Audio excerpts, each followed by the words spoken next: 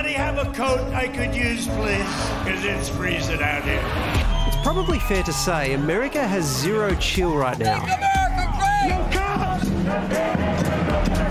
great! Between the Trump campaign's not even veiled threats to hijack the election and the growing spectre of widespread organised violence, firearms sales have spiked.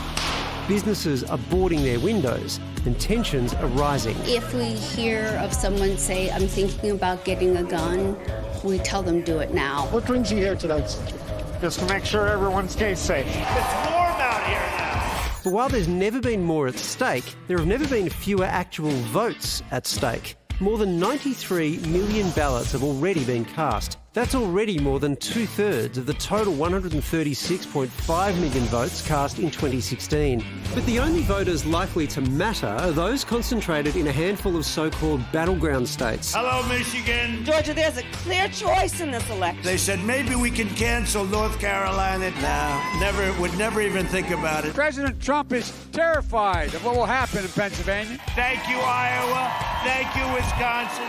Even within those half dozen or so states, a couple of key demographics could tilt the balance, which explains why both sides are serenading black voters with varying degrees of plausibility. We're going to address systemic racism and build real economic opportunity of equality for the black community. To every black American, I am asking for you to vote.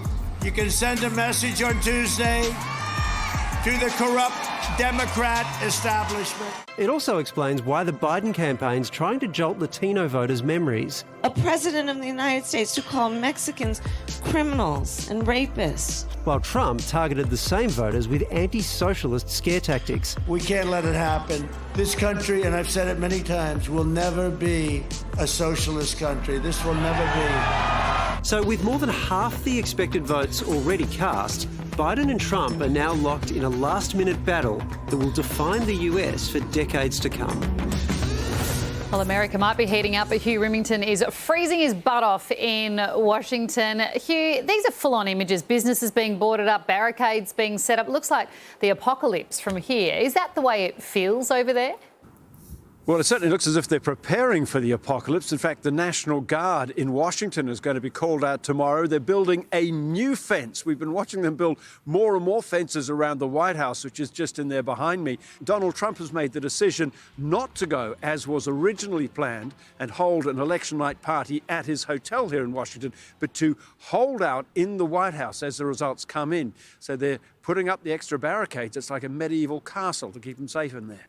Hugh, Australians have been told not to travel to the States anytime soon. Is there a feeling that this is going to turn violent no matter how it pans out?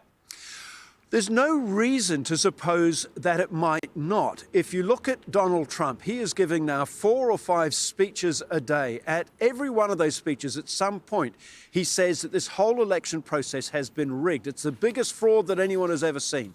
And we have met people here in the last few weeks who have plenty of guns, who call themselves patriots, and they say that if this election is stolen from Donald Trump, they fully intend to go in armed to correct it and to protect their president. You can only imagine what that might look like.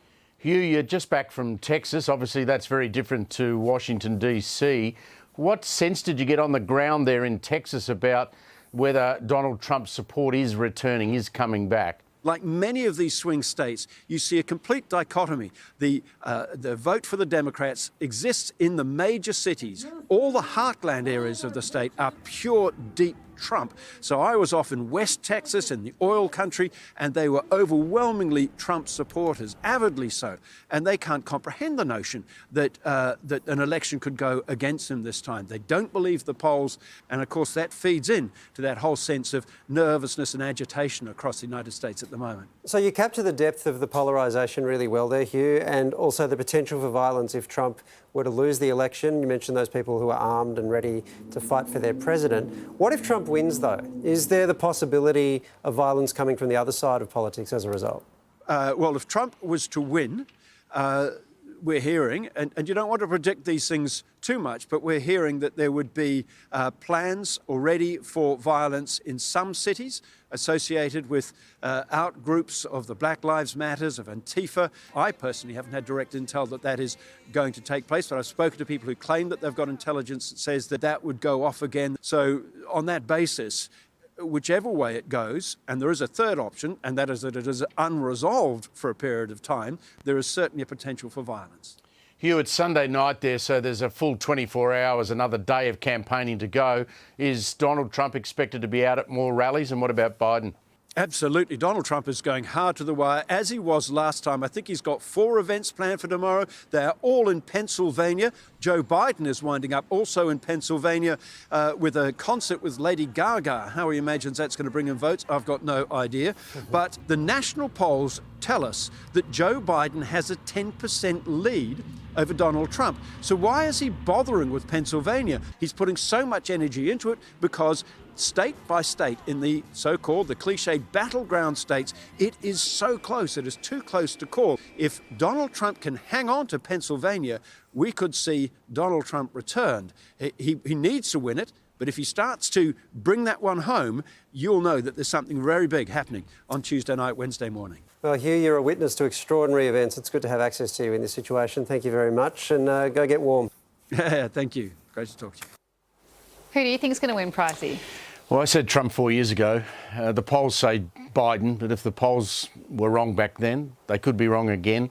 I don't want to sit on the fence. I just get a sense when I look at those rallies that Donald Trump's attracting people to, that perhaps out there in, rural America, he might just get back over the line. So I'm going to predict Trump gets back. You took Trump 4 years ago. Did you know that? Yeah. I did. It's good to be on the record. I didn't pick that up. Are you going to get a tattoo if you're wrong? Big Biden tattoo. A Biden tattoo? Yeah, if you're wrong. Oh, Waleed, you're putting me on the spot. Yeah, that's right. Can I have an answer, please? No, I won't be doing that. That's because you have a wonderful moustache at the moment.